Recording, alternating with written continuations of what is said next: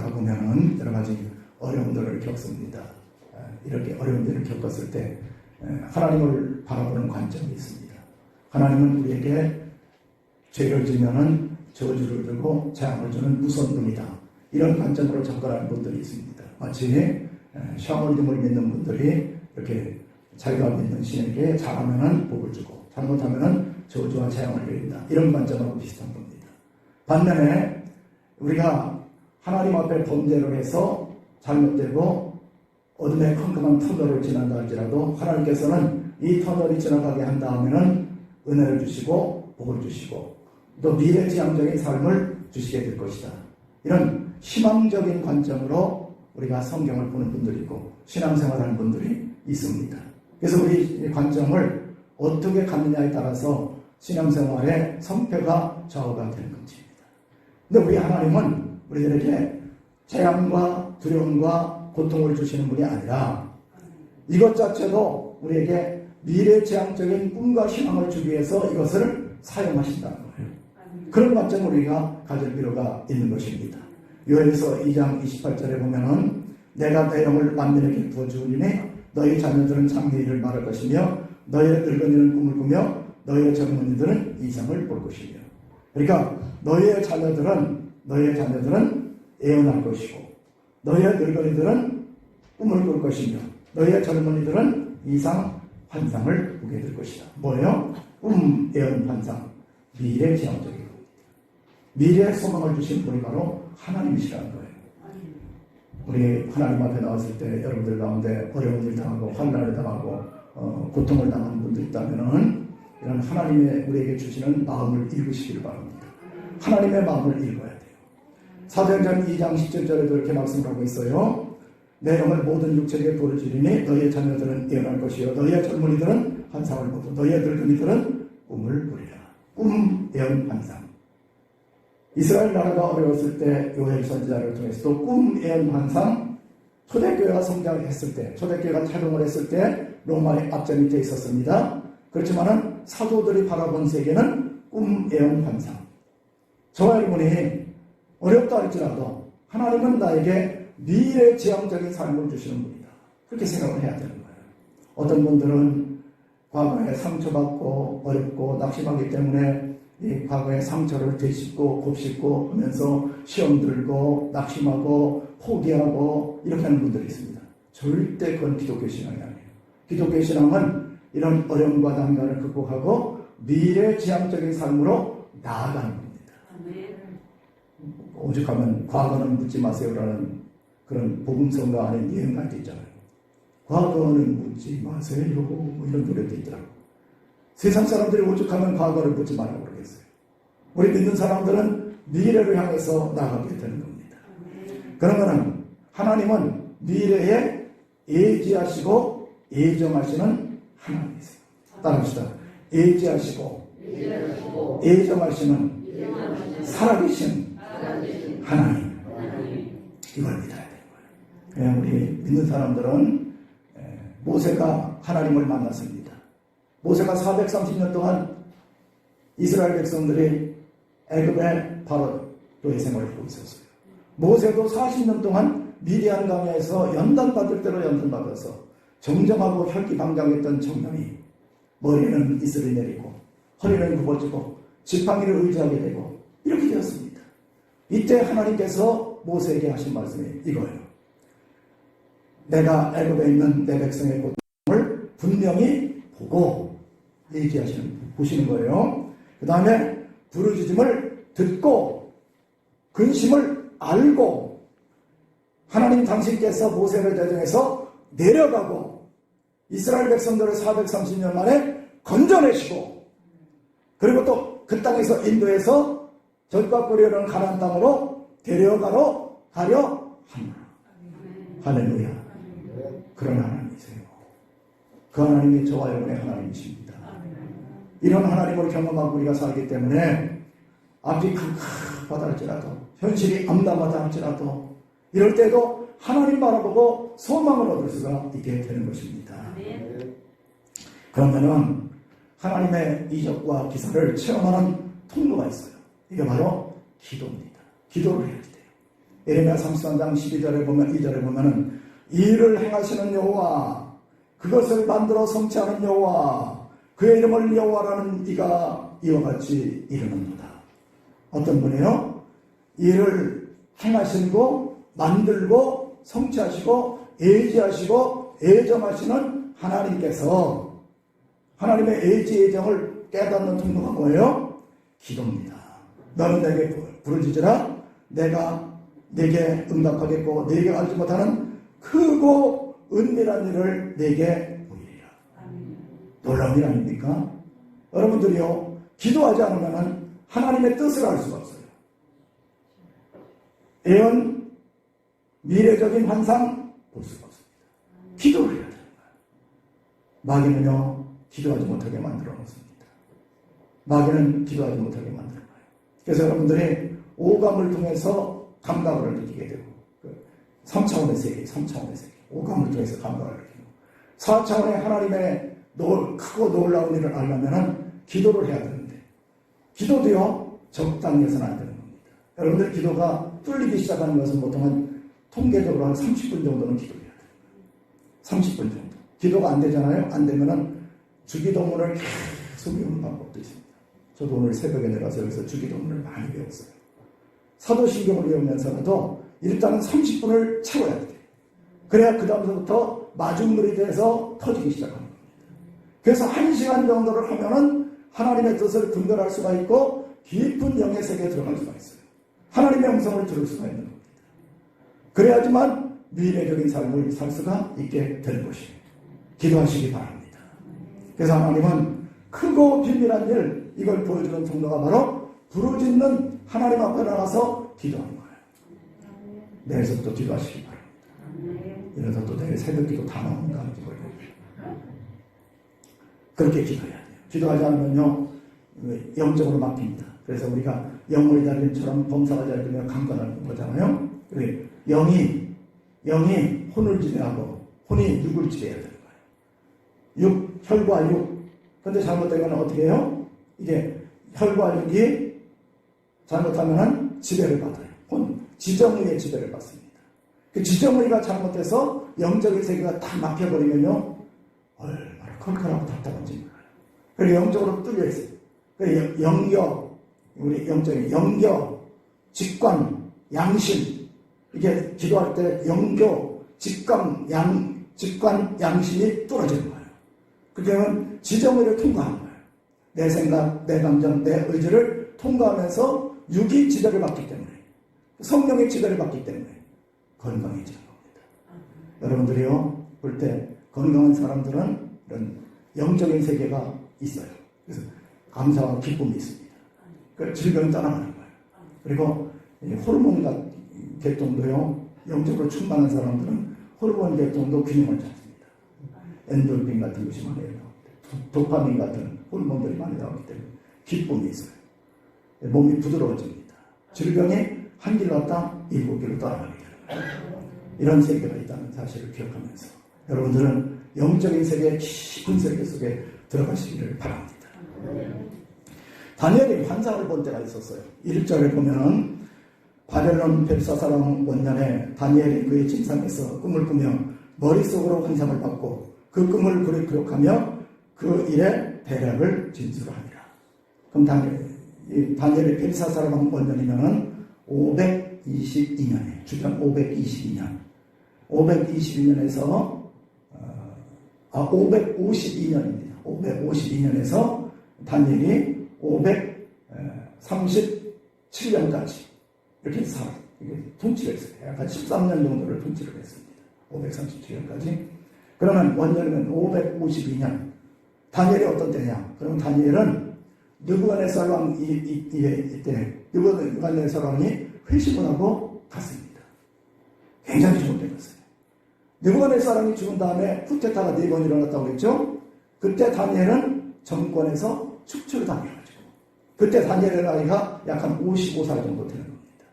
그러니까 다니엘은 55살에 축출돼가지고 70살이 되도록 그러면 15년 동안에 뭐 했겠어요? 다니엘은 15년 동안 필부로 살았겠습니까? 그렇게 하지 않았단 말이에요. 70살에 다시가 등극을 할 때에는 그는 아주 민첩하고 성령 충만한 사람이었어요. 그럼 어두웠을 때, 삶이 어두웠을 때 우리는 뭐 해야 돼요? 기도해야 되는 겁니다. 할렐루야. 어둡고 침울하고 병들고 낙심하고 그리고 정권에서 축출당하고 리타이어 했을 때 다니엘은 뭐 했냐? 기도하다가 하나님의 환상을 봤다는 거예요. 다른 겁니다. 여러분들, 어떤 분들은 내가 연세가 높아가지고 하나님 앞에 갈라리 됐다. 자포자기하고 끝났다. 절대 그렇게 생각하면 안 돼요. 다니엘 80살에도 70살, 80살에도 등극에서 쓰임 받습니다. 그러니까 세상적으로는 내가 필요 없다 하고 삭탈을 반직당하고 초야에 묻혀 있으면서 다니엘은 하나님 앞에 다리왕 벨사사랑 원년에 하나님의 환상을 보았던 것처럼 우리가 기도하면 하나님께서는 영의 세계를 열어주시게 되는 거예요. 그게 믿음입니다. 자, 사도 요한도 그랬지 않습니까? 계시록 1장 9절 나 요한은 너희 형제여 예수의 환난과 나라와 참음에 동참하는 자라 하나님의 말씀과 예수를 증언하였으므로 말미암아 반모라는 섬에 있었더니 주의 날에 내가 성령의 감동이 되어 내 뒤에서 나는 나팔 소리 같은 큰 음성을 들으니 사도 요한이 황제 숭배를 거부하다가 에베소에서 잡혔습니다. 그를 사형시키기 위해서 펄펄 끓는 기름가마에다 던졌는데 살아났어요.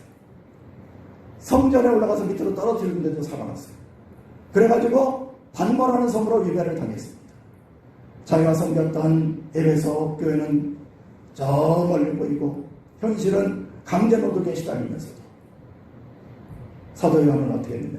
굴 속에 들어갔어요. 굴 속에 들어가서 무릎을 꿇고 하나님의 임재와 하나님의 나라를 대망하면서 기도를 했습니다. 그가 기도했던 자리에 보면은 그가 무릎을 꿇었던 자리는 이렇게 두 군데로 패여 있습니다. 그가 다리가 저려서 일어날 때 짚었던 그 손자국은 선명하게 나 있을 정도로 어려웠을 때 기도하는 거예요. 우리 믿는 사람들은 어렵기 때문에 기도하는 겁니다.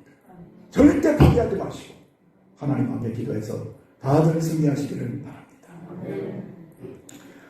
자, 2절에 보면 이렇게 말씀하고 있어요. 다니엘이 진술하여 이르되 내가 밤에 환상을 보았는데 하늘에 네 바람이 큰 바다로 몰려 불더니 이 바다라는 얘기는 혼돈과 죽음을 얘기하는 겁니다.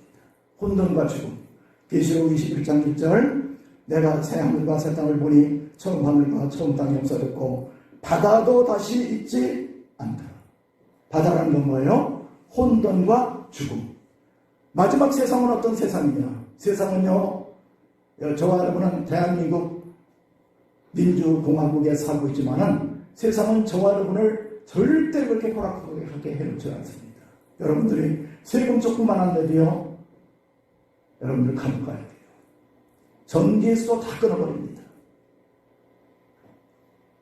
범칙금 몇 번만 안 내잖아요. 번호판 떼가는 거예요. 세상은 그렇게 눅눅하지 않아요. 세상은 뭐라고 했어요? 혼돈과 죽음이라는 거예요. 그래서 마지막 때 새하늘과 새 땅이 이루어질 때에는 바다 혼돈과 죽음이 없지만은 그동안에는 우리는 세상 속에서 환난과 혼돈과 공허 속에서 고통을 당하게 돼 있다. 포기하셔야 돼. 그걸 포기해야 돼. 세상이 나를 편안하게 해주겠지. 유토피아가 되겠지. 이렇게 생각하는 것 자체가 환상에 불과하다는 것입니다. 유토피아라는 얘기는 유토피아가 없다는 얘기예요. 그래서 내 바람, 루아, 성령이 이걸 풍요하는 거예요. 마지막 때 성령께서 바람으로 들어가면서 바다에서 짐승들이 나오는 겁니다. 네 마리의 짐승이 나오는 거예요. 마지막 때 그렇게 된다는 것입니다. 자, 그럼 첫 번째 짐승은 어떤 거죠? 2장에서는 누구만 메서랑이 꿈속에서 신상이 나왔었죠. 금, 은, 동, 철. 그 다음에 철하고 흙하고 있는 것. 뜬 돌. 예수 그리스도의 돌이 와서 우상을 파괴시켰어요. 2장에 나오는 것. 7장에서는 어떻게 되느냐. 7장에서는 네 제국의 짐승이 나타납니다. 여러분들이 성경에 보면 짐승은 포악하고 파괴적인 존재예요. 그래서 호세아 13장 7절에 보면 이렇게 말씀하고 있어요. 똑같이 나오는 거예요.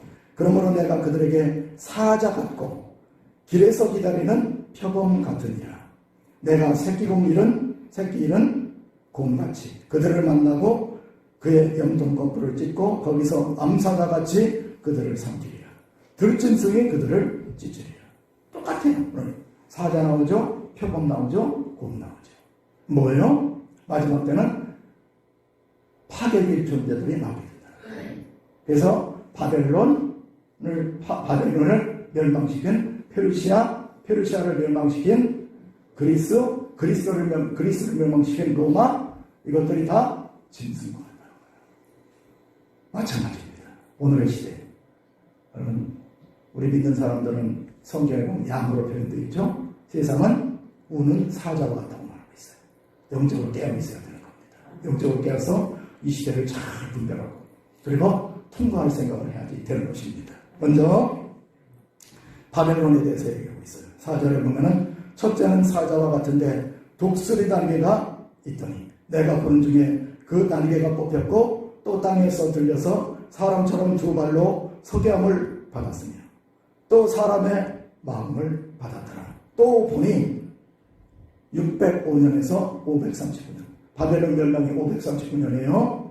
그래서 이스라엘 백성들이 포로에서 1차 기화하는 것이 바로 539년 고레스왕 원년입니다. 그래서 539년이 기준점이 되는 거예요. 그래서 바벨론 나라는 문자를 가지고 있었습니다. 하무라비 법전이라는 법전도 있었어요. 그리고 지배력이 있었습니다. 사자처럼 용맹하고 독수리처럼 신속하게 고대 금융을 정복했습니다. 이런 짐승들이 마지막 때에 교회를 공략하게 된다. 이렇게 이해를 해야지 되는 겁니다. 두 번째는 메데바사 페르시아를 얘기하고 있어요. 자, 5절 다른 짐승 곧 둘째는 곰과 같은데 그것이 몸 한쪽을 들었고 그 이사이에는 새 갈빗대가 물렸는데 그것에게 말하는 자들이 있어 이르기를 일어나서 많은 고기를 먹으라 하였더라. 자, 곰은 어때요? 곰은 힘이 있죠. 내구성이 있죠. 강력하죠. 곰이 코뿔소를 한번 치면 코뿔소가 날아가더라고요. 큰 곰은 그렇습니다. 이런 막강한 힘. 그래서 갈빗대, 이건 폭력성, 살해성, 공격성, 이걸 가지고 있다는 거예요. 이런 세력이 교회를 공격한다. 이해를 해야 되는 거예요. 자, 세 번째, 그리스와 네 분열 왕국이 나옵니다. 6절, 그 후에 내가 본즉 다른 짐승 곧 표범과 같은 것이 있는데 그 등에는 새 날개 넷이 있고 그 짐승에게는 또 머리 넷이 있으며 권세를 받으더라. 표범, 사납고 표독하고 공격적이고 거기에다 날쌘 사의 날개 넷을 가지고 있어요. 날아다니는 표범 한번 여러분 생각해 보세요. 우리나라 지금 호랑이가 다 멸종됐잖아요. 근데 저 시베리아 쪽에서 백두산 호랑이가 이번에 발견됐다고 하더라고요. 백두산 호랑이를 몇십 년 만에 발견을 했는데 보니까 날개까지 달았네. 그 앞에 다 가지고 있더라고요. 굉장히 공격적이고 신속한데 이게 바로 그리스가 분열되면서 4개 알렉산더가 사망한 다음에 4개의 분열 왕국으로 분열된 그런 것을 말씀하고 있는 것입니다. 네 번째, 로마 제국과 분열된 10개국이 있어요. 7절, 내가 밤 환상 가운데 그 다음에 본 넷째 짐승은 무섭고 놀라우며 또 매우 강하고 새로 된 이가 있어서 먹고 부서뜨리고 그 나머지를 밟으며 이 짐승은 전에 모든 짐승과 다르고 또 10뿔이 있더라. 10개의 뿔이 있더라. 이건 분열 왕국, 나중에 제가 지난번에 2장에서 말씀드린 것처럼 10개 분열 왕국이 생겼다고 하잖아요. 그걸 얘기하고 있는 것입니다. 그런데 이들의 특징이 뭐예요? 로마 제국에 대해서 로마는 지금 우리나라 미국 같은데 상원 학원 있지 않습니까? 로마에서 따온 거예요. 로마의 원로원 제도가 그렇게 돼 있었어요. 상원 학원으로 돼 있었어요.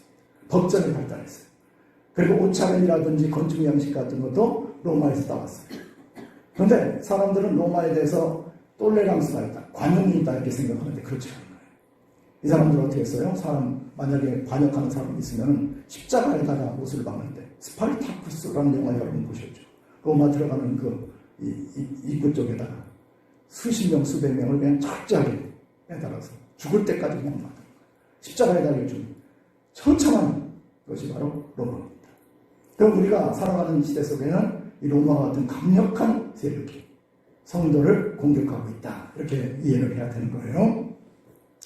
자, 그러면 여러분들 계시록을 보면 제가 좀 말씀을 드릴게요. 여러분들 계시록을요, 무슨 마지막 때에 있어지는 것으로 착각을 해가지고 666이 뭐 바코드다. 뭐 이렇게 이해를 하는 분들이 있어요. 요즘 또 바코드 말고 또 뭐가 있나? 베리칩? 베리칩이 666입니다. 그렇게 성경을 이해하면 안 되는 거예요. 한마디로 말하면은 요한계시록은 로마 제국의 멸망에 대한 예언이에요. 로마 제국의 멸망에 대한 예언. 이렇게 딱 관점을 그렇게 잡아야 돼요. 로마 제국 멸망했잖아요. 로마 제국 멸망했지 않습니까? 예언대로 되잖아요. 그럼 여러분들이 생각하는 것처럼 만약에 계시록을 마지막에 앞으로 1000년이 될지 2000년이 될지 3000년이 될지 모르는 이런 지구의 멸망으로 이해를 하면은 성경 이해가 안 되는 거예요. 자, 그래서 계시록 13장 1절에 보면 이렇게 말씀하고 있습니다. 내가 보니 바다에서 한 짐승이 나오는데 뿔이 열이요. 똑같죠? 뿔이 열이요. 머리가 7이라 뿔에는 10왕관이 있고 그 머리에는 신성모독이라는 이름이 있더라. 로마 제국이 그겁니다. 신성모독이에요. 그래서 이들은 황제가 하나님이라고 한 거예요. 황제 숭배사상을 만들어 놓은 겁니다. 예수가 왕이 아니라 내가 왕이다. 이렇게 하는 게 로마 제국의 특징이었다는 걸 알 수가 있는 거예요. 교회에 대한 적대 세력이 있어요. 8절에 보면은 그 뿔을 유심히 보니 세 개의 뿔이 떨어지면서 뿔이 하나가 나왔어. 그래서 뿔이 있는데 그 작은 뿔에는 사람의 눈 같은 것이 있고 입에는 큰 말, 적그리스도의 세력. 그럼 여러분들이 생각할 때 적그리스도의 세력 하면 수많은 적그리스도가 있었잖아요. 수많은 정도 아니 지금 예수님 당시로부터 교회 시대에 지금까지 최근에 있는 우리나라의 이만이라든지 이런 이단 적그리스도뿐만 아니라 문선명이 이런 사람들 얼마나 많았어요. 아마 수천 명 수만 명 될 거 아닙니까? 그러면 적그리스도를 그러면 이만희로 정해야 됩니까? 문선명으로 정해야 됩니까? 그게 아니라는 거예요. 그게 아니라는 겁니다. 자, 세력화된 적그리스도가 있었어요.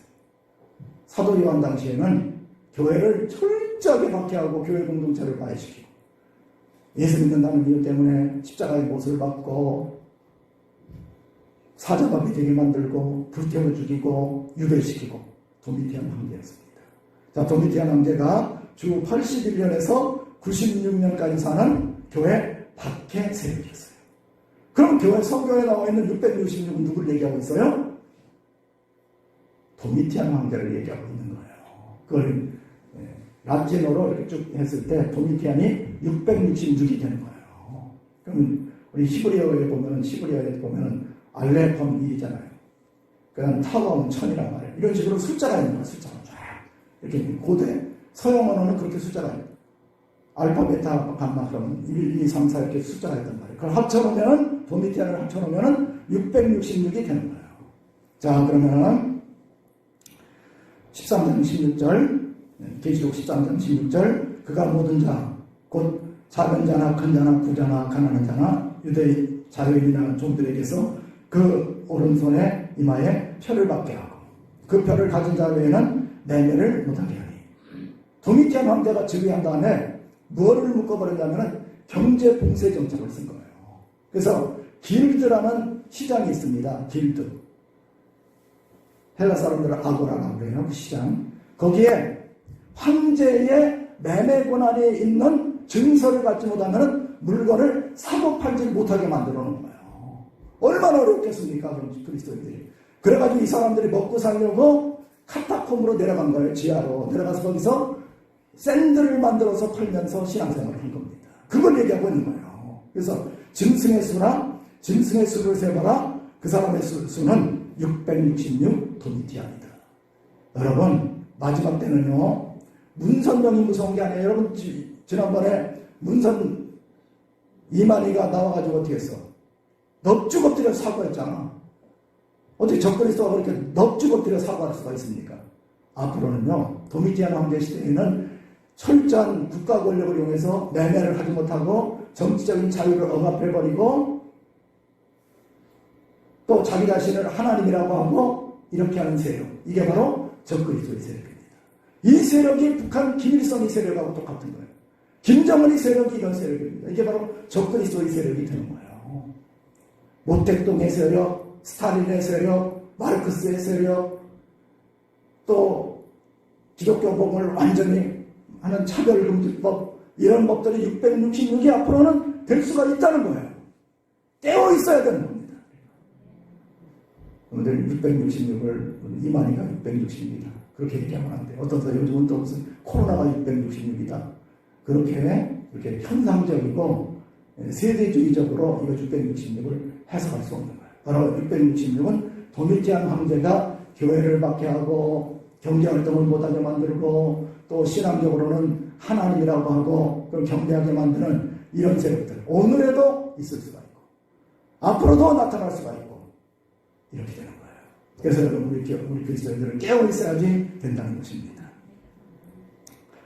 자, 재림을 기다리는 성도가 환난당하는 기간 동안에 할 일이 있습니다. 25절 합독하겠습니다. 그가 장차 지극히 높으신 이를 말로 대적하며 또 지극히 높으신 이의 성도를 괴롭게 할 것이며 그가 또 때와 법을 고치고자 할 것이며 성도들은 그 손에 고침받아 한 때와 두 때와 반때를 지나리라. 한 때와 두 때와 반때를 지나리라. 3년 6개월이죠. 숫자적으로 3년 6개월이 아니라 마지막에는 로마 시대에도요, 안티오쿠스라는 사람이 나와가지고 3년 6개월 동안 박해한 그 역사적인 기록이 있어요. 앞으로는요, 여러분들이 신앙생활 하는 데 있어서 코로나 시대 여러분 한번 보셨죠? 얼마나 많은 사람들이 666에 무릎을 꿇습니까? 툭하면 무릎을 꿇잖아요. 이런 시대가 오게 된다는 거예요. 그래서 여러분들이 3년 6개월을 잘 견뎌서 믿음으로 승리해야 되는 겁니다. 이기는 자에게 하나님께서는 새하늘과 새 땅을 주는 거예요. 절대 지지 마세요. 성도는 재림을 기다리는 3년 6개월의 기간 동안에 경성함에 깨어서 기도하고 예배에 힘쓰고 주님의 선하시고 기뻐하시고 온전한 뜻이 무엇인가를 잘 분별하고 한 사람들만이 영적으로 살아남게 되는 거예요. 12장 13절에도 말씀하고 있어요. 계시록 12장 13절 똑같은 병행 구절입니다. 용이 자기가 땅으로 쫓긴 것을 보고 남자를 낳은 여자를 박해하는 자, 교회를 얘기하는 거예요. 남자를 낳은 예수님을 낳은 여자, 교회를 얘기하는 겁니다. 그 여자가 큰 독수리의 2단계를 받아 광야 자기 곳으로 날아가서 교회가 이들을 품는 거예요. 그래서 품어가서 광야에 가서 그 뱀의 낯을, 사탄의 낯을 피하여 660의 낯을 피하여 여러분이 사탄 하면은요 너무 순진하게 생각하는 거예요. 세력입니다. 여러분 예를 든다면 이렇게 한번 생각해 보세요. 좀 죄송한 표현입니다만 어떤 아가씨가 있었어요. 이분이 이제 불신자로 결혼했어. 근데 불신자 그 남편이 하는 얘기가 미스 김이랑 하고 결혼해주면은 예배당 가서 살아도 되고 손에 물 한 방울 안 묻히게 만들고 월급을 다 줄게. 근데 그렇게 됩니까? 교회에 갔다 오면 이 사탄아, 너 남편하고 뭐 누구하고 잘못했어? 연애장이라고 또 나버리고 어디 갔어? 이렇게 밖에 그게 그러면 어떻게 돼? 그걸 뭐라 그래? 그게 666이 되는 거예요. 666은 그렇게 간단하게 생각해야 되는 것이지 무슨 귀신이 나타나고 이렇게 하는 것. 교회를 박해하는 그 세력이 있단 말이에요. 그래서 뱀의 낯을 피하여 한 때와 두 때와 반 때는 하나님이 교회를 양육해 주고 있는 거예요. 저와 여러분은 지금 한 때, 두 때, 반 때를 하나님의 성령의 양육을 받고 있는 겁니다. 그럼 여러분들이 나왔잖아요. 마스크 다 쓰고 앉아서 예배 드리고 있잖아요. 지금. 사람이 볼 때는 꼴값 아니지만 하나님이 볼 때는 얼마나 아름다운 모습이 됩니까? 하나님이 기뻐 받으시는 모습으로 우리 신앙을 지키는 거예요. 그래 이길 수가 있다. 그렇게 된다는 것입니다. 그런데 하나님은 어떻게 했느냐? 처음부터 함께 하셨어요. 놀라운 일이죠. 9절 10절 한번 읽습니다. 내가 보니 왕자가 누리고 옛적부터 항상 계신 이가 좌정을 하셨는데 그의 옷은 이가 눈 같고 그의 머리털은 깨끗한 양의 털 같고 그의 보좌는 불꽃이요 그의 밖에는 타오르는 불이며 불이 강처럼 흘러 그의 앞에서 나오며 그를 섬기는 자는 천천히요 그 앞에 모셔 선 자는 만만이며 심판을 베푸는데 책들이 펴 별도였더라. 자, 하나님의 보좌는 교회가 박해받고 있을 때도 하나님의 보좌는 처음부터 있었다는 거예요. 여러분 성경을 보면은 노아 홍수 때에 하나님의 보좌가 나오잖아요. 홍수 위에 좌정에 계신 하나님이 있는 거예요. 야곱이 야복강을 건널 때에도 하나님의 보좌가 있었습니다. 하나님의 보좌가 따를 변함이 없는 거예요. 스데반 집사가 돌에 맞아 죽을 때에도 하나님의 보좌가 있었다는 거예요. 스데반 집사는 하나님의 보좌를 바라보고 그 세계를 바라보기 때문에 천사의 얼굴처럼 될 수가 있었던 거예요. 환난당할 때 저와 여러분은 버려진 고아처럼 환난당하는 게 아닙니다. 하나님이 계신 거예요. 그래서 그 옷은 희기가 눈 같다고 그랬어요. 성결하신 분입니다. 머리털은 양의 털 같다. 지혜로운 분이시에요. 성결하고 지혜로운 분이시에요. 그것은 불꽃 같은 눈동자로 우리들을 보고 계시는 감찰하시는 하나님이세요. 그분은 불과 강이 믹스돼서 흐릅니다. 분수처럼 흩어지는 푸른 종소리라는 감각적인 표현이 있지 않습니까? 문학적인 표현이 되지만은 이거는 뭐예요? 불, 이거는 권세를, 뜨거움을 얘기하는 거예요. 강, 차가움입니다. 하나님은요, 우리들을 보실 때 뜨거운 것으로도 보지만은 차가운 가슴으로도 보는 거예요. 머리는 차갑게, 가슴은 뜨겁게. 그렇게 하면서 심판의 때를 기다리는데, 그러면 하나님이 감정으로 심판하시겠어요? 그렇지 않다는 거예요. 책들이 펼쳐져 있는데 책대로 심판한다는 거예요. 책대로. 그러니까 우리가 예수 그리스도를 믿고 하나님 뜻대로 살려고 몸부림치고 기도하고 간구하고 이런 것들이 하늘나라의 생명책에 그대로 다 기록이 되어 있는 겁니다. 하나님은 불꽃 같은 눈동자로 우리들을 지금도 보고 계신 거예요. 그 눈초리를 의식하며 살아가는 것이 바로 그리스도인의 삶이라고 할 수가 있다는 것입니다. 자, 그림이 나와 있어요. 내가 보니 왕자가 놓였고, 왕자. 여러분, 왕자라는 얘기는 뭐냐면 통치한다는 얘기예요. 스데반 집사가 죽을 때에도 예수님이 보좌에서 벌떡 일어나잖아. 보좌라는 통치하는 왕들만이 고대사에서는 앉아있고 신하들은 서 있는 거예요. 통치권을 얘기하는 겁니다. 하나님이 우리들을 왕자에 대해서 통치하고 있어요. 저와 여러분이 환난당할 때 내가 버림받았나 보다. 내가 저주받았나 보다. 절대 그렇게 생각하지 마세요. 내가 질병 가운데 있으니까 나는 질병 속에 하나님이 몰아넣어서 나 죽게 만드나 봐. 절대 그렇게 하지 마세요. 하나님 보고 계신 거예요. 다 통치하고 계신 거예요. 재림으로 완성되는 하나님의 나라입니다. 하나님의 나라는 재림으로 완성되는 거예요. 13절에 보면 내가 또 환상 중에 보니 인자 같은 이가 하늘 구름을 타고 와서 옛적부터 항상 계신 이에게 나아가 그 앞으로 인도되며 그에게 권세와 영광과 나라를 주고 모든 백성과 나라들과 다른 언어를 말하는 모든 자들이 그를 섬기게 하였으니 예수님 오셔서 우리 성도들을 다 모아서 아버지 앞에 가서 예배드리게끔 만들어 놓은 거예요. 그게 계시록 5장에 나와 있지 않습니까? 예수님이 오시는데 구름을 타고 온다. 구름이라는 얘기는 성경에 보면은 구름 성막이 완성됐을 때 구름이 떴어요. 구름 기둥과 불 기둥. 그 다음에 레위기서에 보면 7대 제사가 있었을 때 구름이 떴습니다. 구름이 임재. 그 다음에 솔로몬 성전에 구름이 임재했어요. 솔로몬 성전에 그랬죠. 영광을 얘기하는 거예요. 예수님 변화산에서 구름이 덮었습니다. 저는 나의 사랑하는 아들이니 너희는 저의 말을 들으라. 영광을 얘기하는 거예요. 어떤 분들은 예수님이 구름 타고 올라갔다 구름 타고 내려온다니까 무슨 손오공이 타고 다니는 구름처럼 생각하는데 그렇게 만들어요. 그건 바로 구름이라는 것은 영광을 얘기하는 거예요. 그래서 예수님께서 영광 가운데 오시는 거예요. 예수님의 영광의 나라를 회복하는 때가 다가오고 있습니다.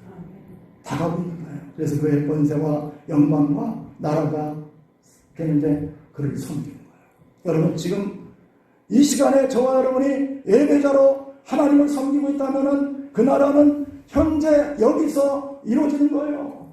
이렇게 이루어진 사람들이 예수님 재림하셨을 때 우리는 그 나라로 들어갈 수가 있고 새하늘과 새 땅으로 나아갈 수 있는 영광스러운 하나님의 자녀가 될 수 있다는 사실을 기억하면서 다니엘이 그 환난 가운데서 어려움이 있었지만 사도 요한이 pat모섬에서 그 모진 시련이 있었지만 하나님을 바라보면서 끝까지 믿음을 지켜서 승리했던 것처럼 저와 여러분이 끝까지 믿음을 지키고 승리하는 영적인 성도들이 다 되시기를 주의 이름으로 축원합니다.